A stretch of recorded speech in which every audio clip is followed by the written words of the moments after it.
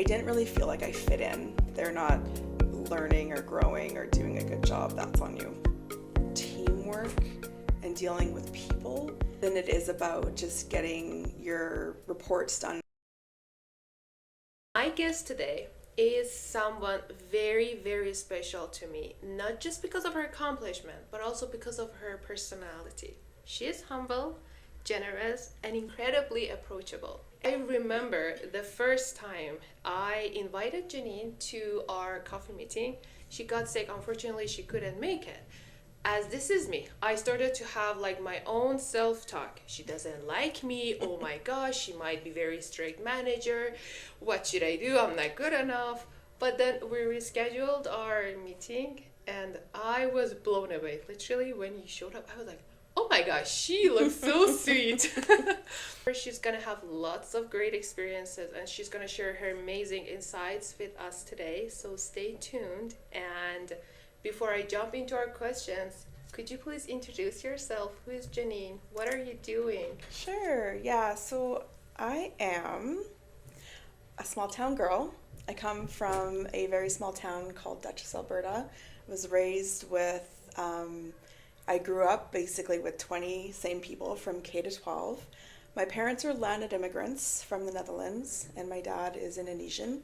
So I kind of grew up in a very diverse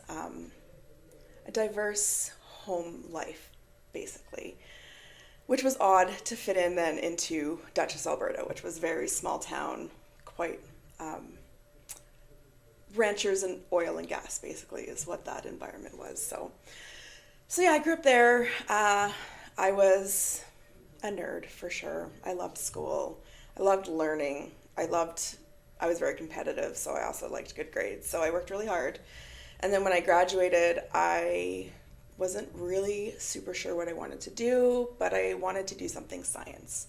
So I just remember learning about photosynthesis and thinking it was the coolest thing in the whole world. So I just was like, I'm going to be a scientist. So I went to university. I moved to Calgary. It was it was a whirlwind living in a small town in the country and then moving out to Calgary. Took a few years to adjust, but I really eventually learned to love the city, and I really do love Calgary now. It's been my home for more than half my life. And so I went to university. I just learned as much as I possibly could. I wanted to just go all the way to get a PhD. I don't know why. I'm just an overachiever. I just wanted to go all the way to the top was the goal, essentially. So I got a PhD in molecular microbiology, and I just kept on wanting to challenge myself. And so during my PhD, I did a lot of public speaking competitions. I got to travel. I got to live in Portugal for 4 months and do some research there, published a few articles. And then when I was finishing up, I realized that my options were pretty narrow in regards to work because I'd gone to school for 11 years and I was not ever making any money, and so I needed to find a job that was going to pay well. And I wanted to be a professor because I loved teaching. Okay. I loved teaching, and I TA'd the whole way through my graduate studies, and that was where my passion was really. But I looked at what the route was to become a professor, and it was basically having to leave U of C in Calgary. Mm-hmm. They do highly recommend you don't stay in the same university forever through your whole academic career. So I'd have to leave and I would have to make about $40,000 a year. And that just wasn't going to line up with all my student loans. So I decided to go to a job fair, and I learned about the word environmental scientist. And I thought, maybe I can be one of those. So I started applying for jobs, and I got a job in Fairview, Alberta. I moved up north, and I've been doing this essentially for the last 17 years. I did very technical work for the first 6 years, some field and some report writing, and just learned as much as I possibly could. Going up north was a blessing in that I got to really get exposed to every single part of the industry. And then I ended up moving to working at an industry, so TransCanada is where I worked for about 5 years, and that perspective was really great to see how, like when you're consulting, you're providing a service to the industry out there. And so to be on the other side was really nice to see how that worked. But I realized that I was far too technical to be at TC. I wanted to be more involved in the day-to-day operations, and I really liked helping people. So then I decided to leave TC and go back to consulting. And I've been in consulting for, I guess, the past 5 years or so. Okay. Yeah, and so here we are. I started to get into leadership probably about 5 years ago. And then I've just been predominantly managing and learning how to be a manager and a leader since then. So that's my life in a whole. Yeah. Thank you for the explanation. Yeah. Also, congratulations on your new role as a director. Thank you. Thank you. I'm very excited to be at this new role that I have. Yeah, it's nice to be able to have influence and to have an opportunity to, influence change. Yeah. So, yeah. I am not a big fan of school. I'm done with school. Whoever asked me that, do you want to pursue your PhD? So, no, thank you. I'm done. I've been always curious, why did you choose PhD in first place? Yeah, I don't know. I loved learning. I was very competitive. Mm-hmm. I just always wanted to be the best. And when you look at academia, the best in my mind was PhD. And I just wanted to make my parents proud. I wanted to make, my brothers proud. And so, yeah, I just had to be the best. So PhD was. And I really learned a lot doing a PhD. I knew that it would bring different skills from your actual undergrad. And so that was something that I was really excited to do. So, yeah. And aside from student loans, when was the kind of like the breaking point for you to shift into industry and leave the whole academia? Yeah, it was really just understanding that academia was not really going to provide very much financially immediately. There wasn't going to be an immediate return on all of those years of education. So to become a professor, which is what I wanted to do, it would have taken maybe 4, 6, 8 years before I would have been making good money. Oh.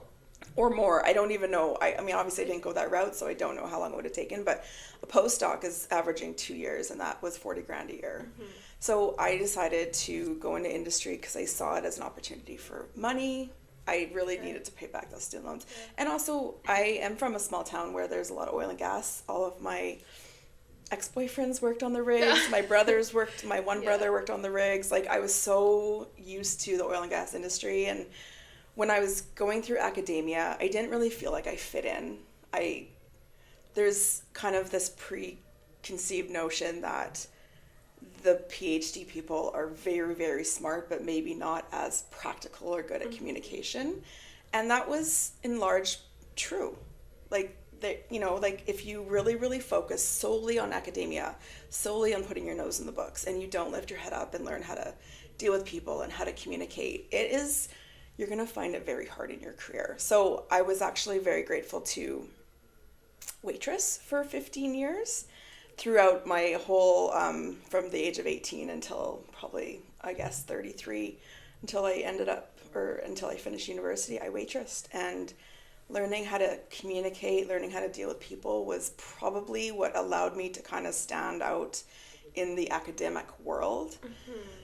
And it made me feel a little bit isolated in the academic world. I didn't really fit in because I was very social and I was very outgoing. And truly, a lot of academics are not that way. I can imagine. So I found that I was really proud of how I could deal with people after I got out of that PhD. And I think that's really what helped me in my career, was how to deal with people. That will be the ultimate challenge in your career. Yeah. So I did love learning, but it was really great to, get out of that and get into the oil and gas industry, where it was a very outgoing community. Yeah. If you've been to, nowadays things are a little bit different, but if you've been to a conference in the consulting world, we have fun. We're all very outgoing, we're all very social, we all really love to learn from each other, but also to have fun. So that's a community that I just felt right at home with. You got first promoted, how your role looked like day to day, and how your challenges evolved as you took on more responsibilities? It takes a little bit of a mindset shift to really understand that you're now a leader. I'm a doer. I'm a perfectionist. I like to have control. And so when I first became a manager, it was really hard to let go. You have to let go of that control. You have to let go of being the doer. So I found at first I was just really struggling with that balance. And every once in a while, I would have to remind myself that I'm not supposed to be doing all the things. I'm supposed to be delegating and hiring and building teams, because every company you'll ever work at wants to grow. It's just the nature of every company. I mean, there's lots of resource limitations, but growth is always the goal. It seems to be the case anyways. So if you're not thinking with a leadership mentality that I'm going to teach people how to do this and grow and provide more resources for our clients, then you're not going to be a very good leader. So in the beginning, I was like, oh gosh, I need to hire people. I need to just hire people. So it was like this mindset to shift to, who do I need to hire to get to do this job? Mm-hmm. So at first I was doing, and then I was like, I'm not supposed to be doing. And training them how to do the things, and then letting go of the control and letting them make their own mistakes and letting them learn from their mistakes. And so that's just, it's about letting go of the control, essentially. I guess that letting go of that control makes you feel lighter. It does, but sometimes you're also realizing that you're responsible for the success of your team.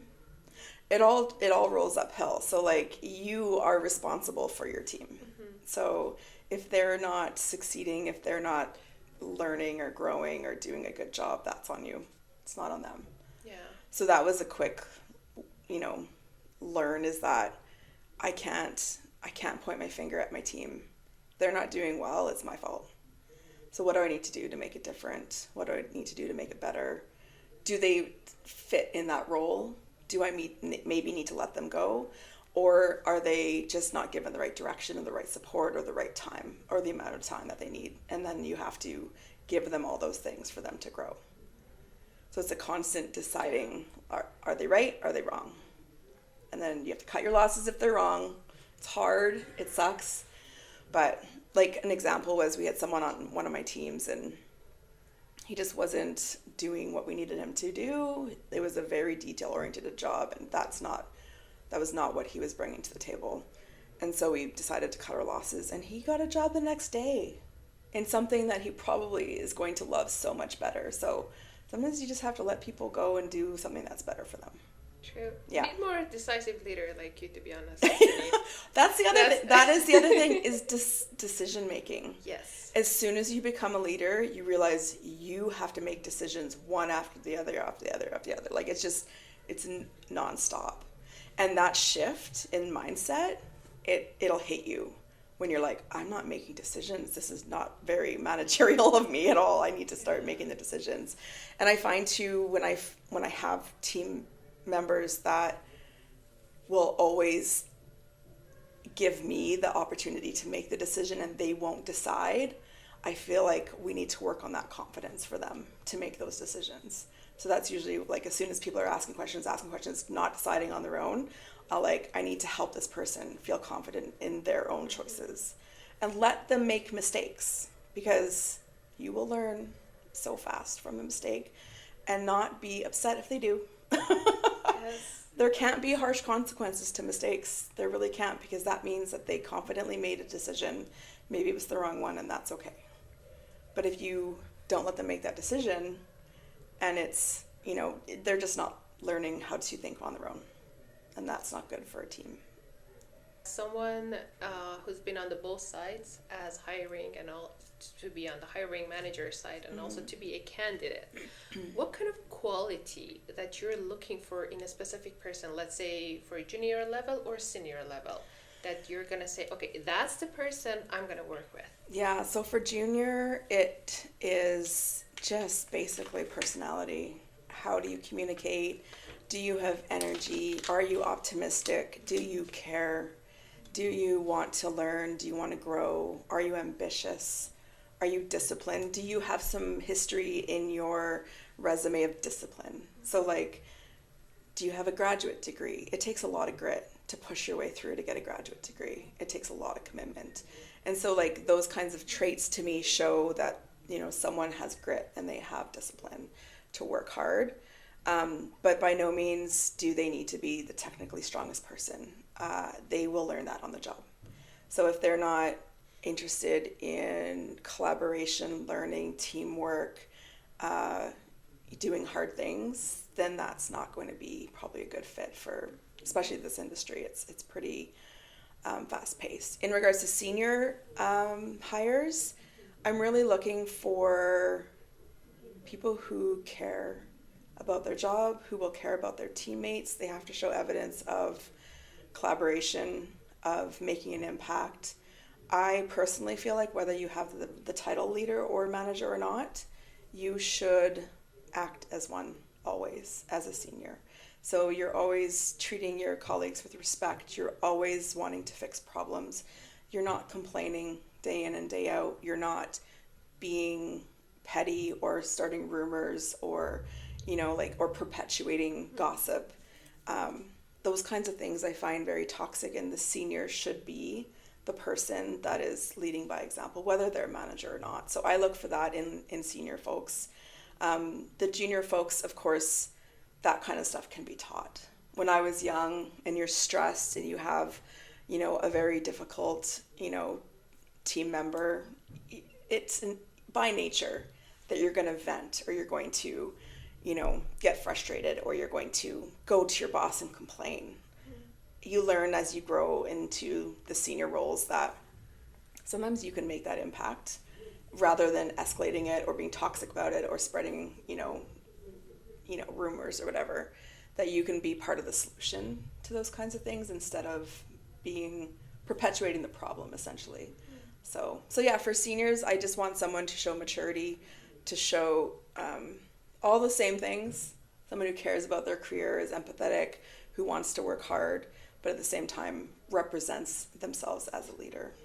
So, and then the technical experience is important. Yes, of course. It has to have the right technical experience. So like if you're hiring a risk assessor in upstream oil and gas, you need someone with that experience, and that broad range of experience. So it's a very bad idea to hire someone who doesn't have what you're hiring for at senior roles, because you don't want someone with a senior pay that doesn't know how to do the job that you're going to be billing out at $100 and some an hour. So yeah, you got to be careful there. In my opinion, because I personally experienced that, I went through the struggle.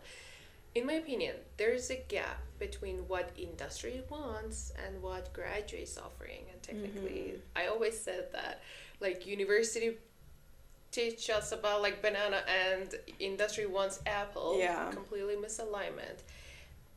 What do you see this gap, and how would you recommend recent graduates to align their skill set to make sure that they meet expectations of the industry?